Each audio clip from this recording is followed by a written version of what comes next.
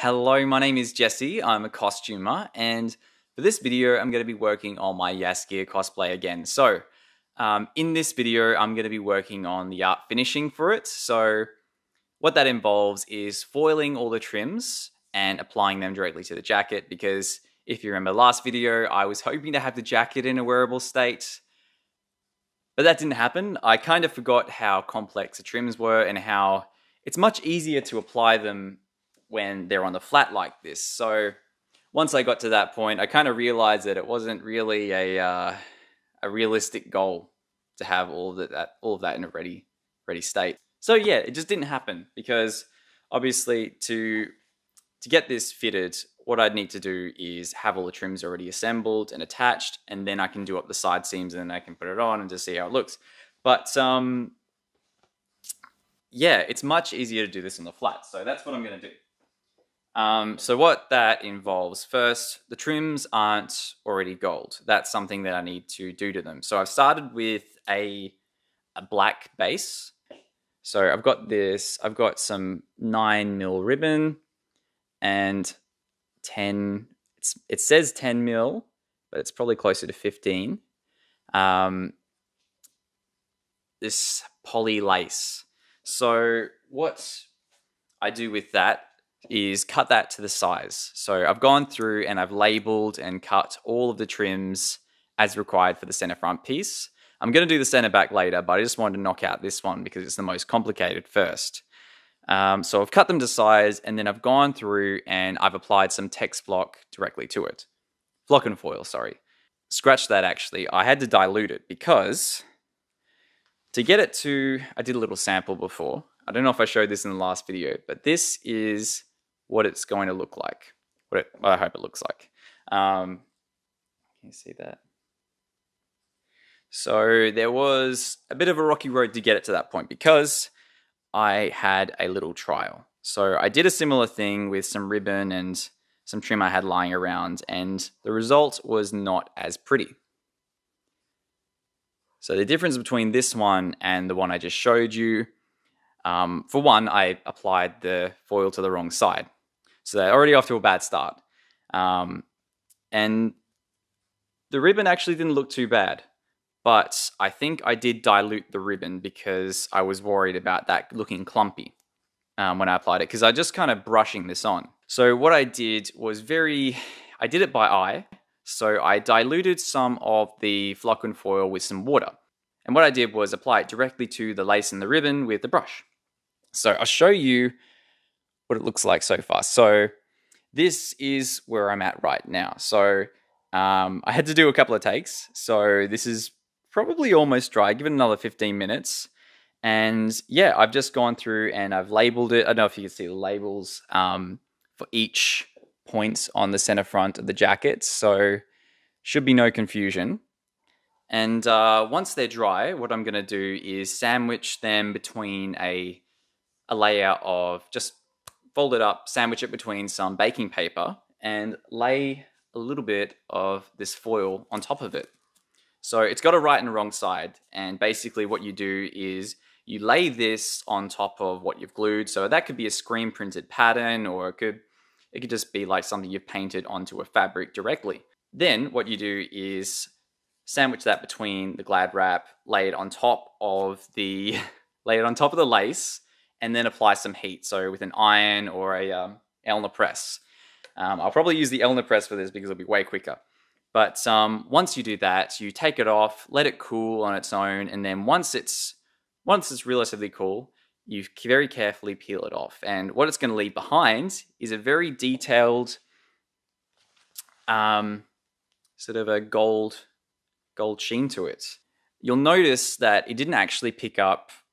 You know, when you paint it on there, you kind of think that it's going to go make all of this gold and shiny, but in actual fact, it actually is just picking up little accents of the trim, because this is just like a cheap-ish poly trim, and it's gone and picked up the little threads, like how they've wrapped around that lace. Yeah, it's made it really, it's really brought some depth into the trims, which is good because I couldn't find anything that I really liked for the jackets. I was looking through Homecraft, Spotlight. I couldn't find anything that really looked shiny enough, detailed enough, and for a while I actually thought I was going to have to get a Cricut and cut some shiny pleather vinyl to shape and make a digital pattern and then cut that out, and that'd just be a nightmare. That's what I thought I was going to have to do, but the foiling is actually way less complicated. I mean, it doesn't look... Okay, this is a mess. This is kind of complicated, but it's way less complicated than having to buy a new piece of machinery and having to cut this out. I don't want to work with vinyl. Vinyl just doesn't look very Witcher. So, once that's all done, I can go ahead and lay these on directly onto the jacket piece. And so what I go through and do first, I lay all the lace trims on, get all of them on top. I'm going to actually start with this bottom layer first. So I need to go lace, ribbon, lace, ribbon, lace, ribbon, and then I can start on the top layers. So they've got ribbon, ribbon and lace, lace, lace, lace, ribbon and lace. So there is a method to it. And after that, I'll be able to actually assemble the jacket, and then I can wear it, and then I can fit this guy on me, because I really can't wait to see how it looks on me, because I've been looking at it on a mannequin and it doesn't quite fit on the mannequin. I know it's not going to fit on the mannequin because the waist is quite a bit bigger than mine, but I'll be able to hang this up and I can actually look at it and it'll be like a thing that exists now instead of this flat pattern that I've just kind of assembled. So the next step is the sleeve. So I'm hoping to fit that on myself in this video as well. So I've gone ahead and just used a one-piece sleeve pattern that I already had. So yeah, nothing complex. I was going to use a two-piece sleeve from a bunch. I've got a lot of jacket blocks, and the thing about those two-piece sleeves is they are very fitted. They've got a very fitted shape. So they sort of go a bit like this, and they're not a straight pattern like this. And this is very similar to most ready-to-wear stuff, like your denim jackets, fleeces, all that kind of stuff. They're like it's a tube with a little bit of a shape, sleeve head shape. And that's what this is, because I'll tell you why. It's because it's a lot less complicated. If there wasn't so many style lines on the jacket sleeves, I would opt for the fitted two-piece sleeve. But because Jaskier's got this, I'll show you. The jacket sleeve is almost as complicated. Don't look at that. Almost as complicated as the front piece, because look at this. It's got the same sort of shape. It's that, I think it's a 45-degree pattern. I could be wrong. And sort of like a crisscross sort of a thing going. And it's got way more trims on it. So there's a lot more work involved with it. And on top of that, we've obviously got the cross grain aesthetic. So we got this on the straight, and I'd say this on the straight.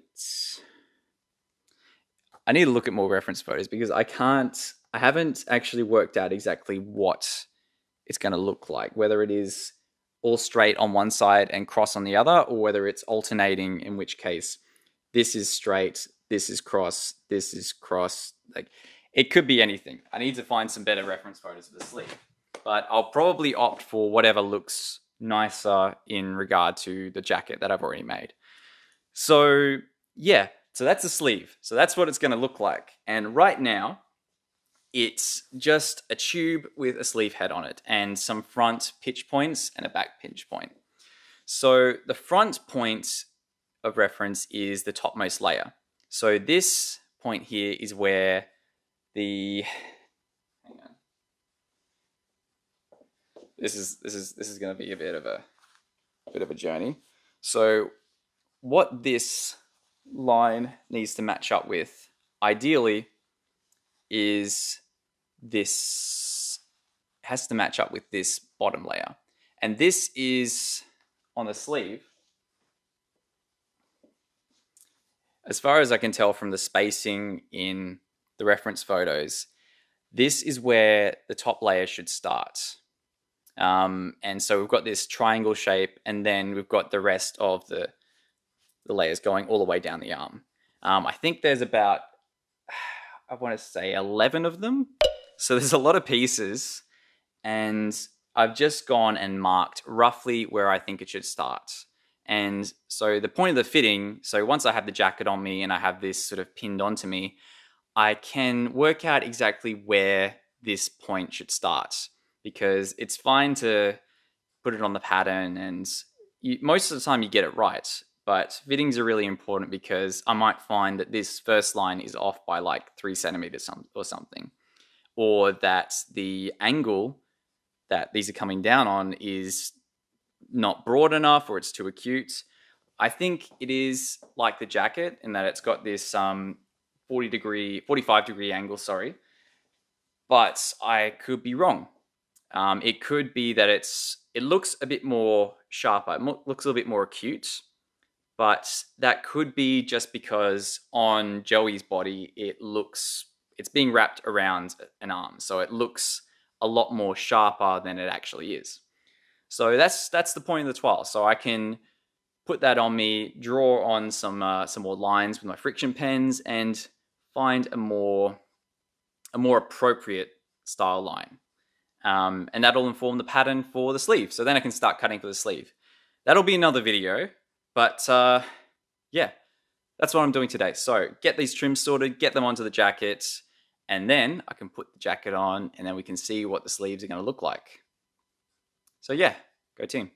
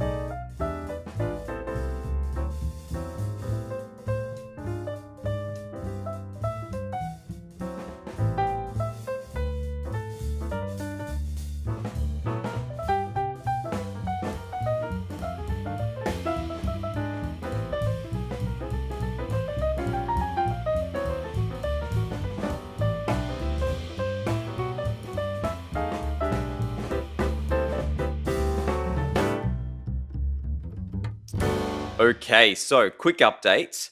The foiling was generally a success. So, him. It's not moving very fast. So, the lace sections went off generally without a hitch. You see that? Look at that shine.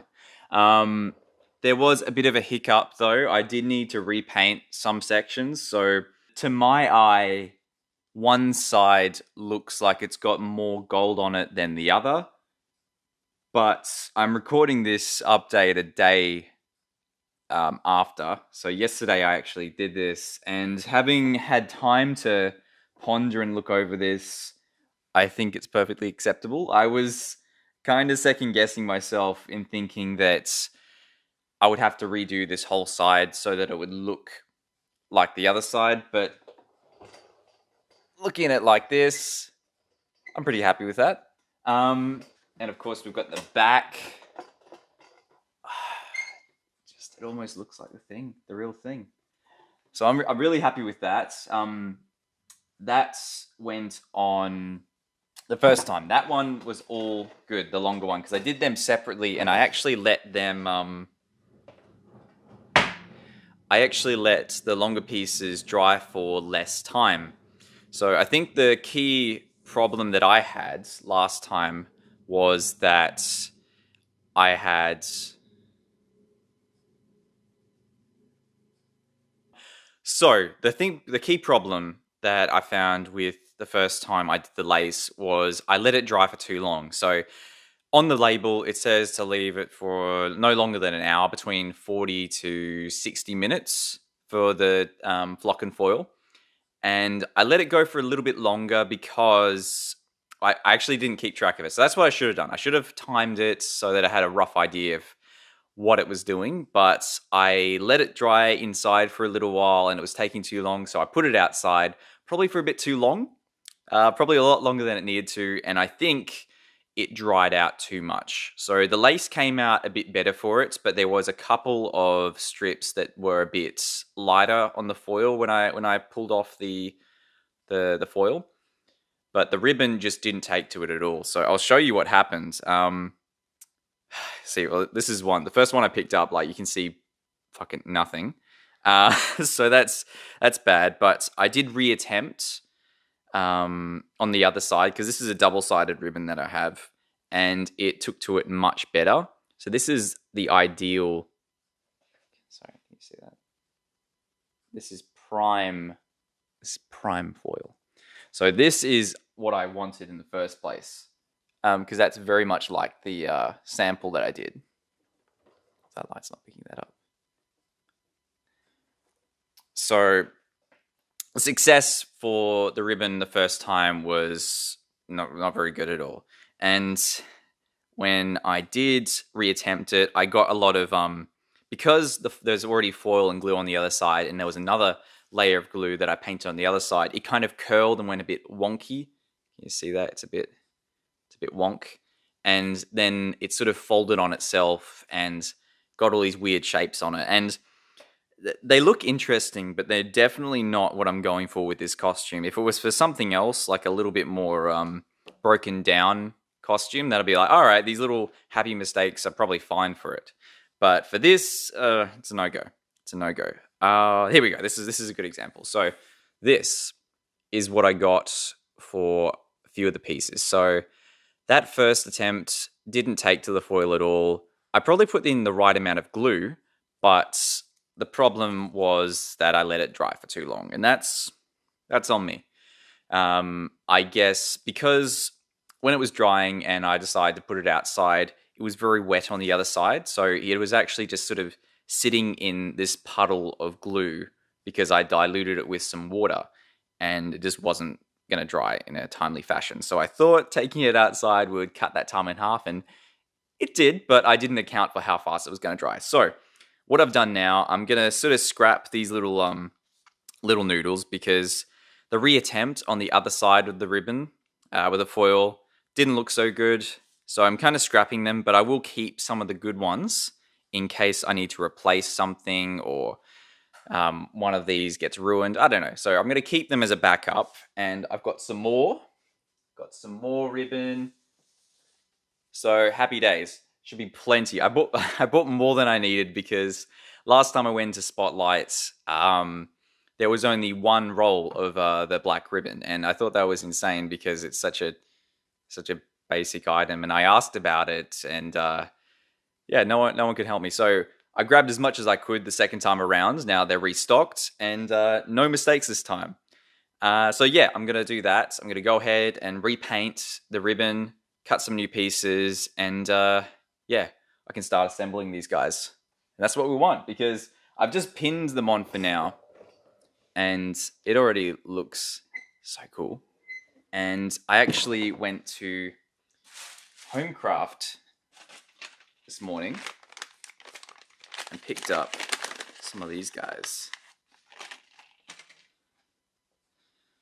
These little buttons. Can you see that? All right, you can't see it, but look, take my word for it. And they are almost perfect. They're not exactly like the ones in the show, but the size and the shade of gold is spot on with it's not quite shiny. Like it's not an ultra shine like the foil, but it's kind of an in-between for these two textures. Like it looks like a true metal or a brass sort of a button. And that to me is as accurate as I'm gonna get. So I'm really happy with that. I've got 7. I only need about 6, but I figured shit happens at cons. I don't wanna like lose one of these and not be able to replace them, like having to replace all 6 of them because I lost one and I can't find the replacement button. So that's me planning ahead for something that will hopefully never happen. So yeah, game plan is to repaint that ribbon and we will reconvene then. Let's do it.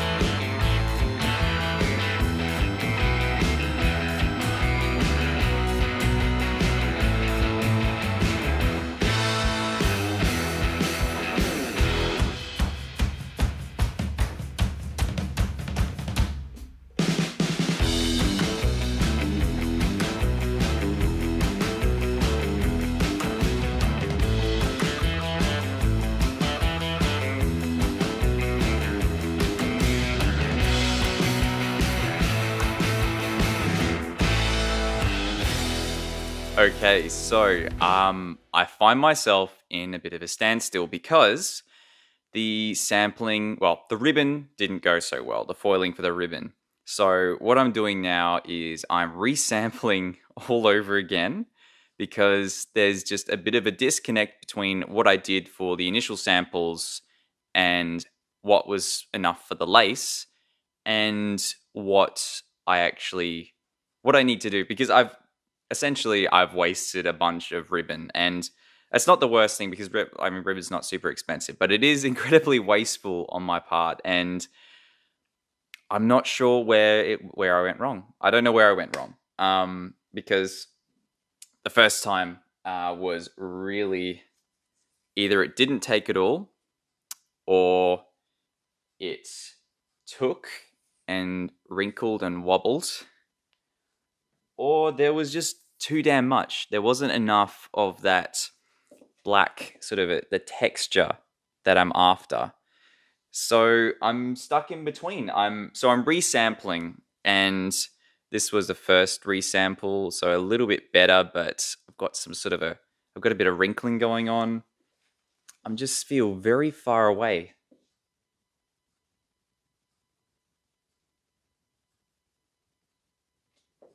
I feel very far away from where I was before. But that's fine. So I'm resampling this, and what I'm going to do now is I'm going to start the epaulets because I'm waiting for stuff to dry. So I thought, okay, I'll look at the pattern and I'll just make the pattern for the epaulets on my shoulders, and then maybe I'll make a little calico thing because I've got time to kill, and this isn't going to go any faster. So I might as well use my time effectively. So that's a new plan. I'm going to wait for this to dry, resample them, see how they go, and I'm going to look at the pattern again, and we're going to make a pattern for the epaulets. So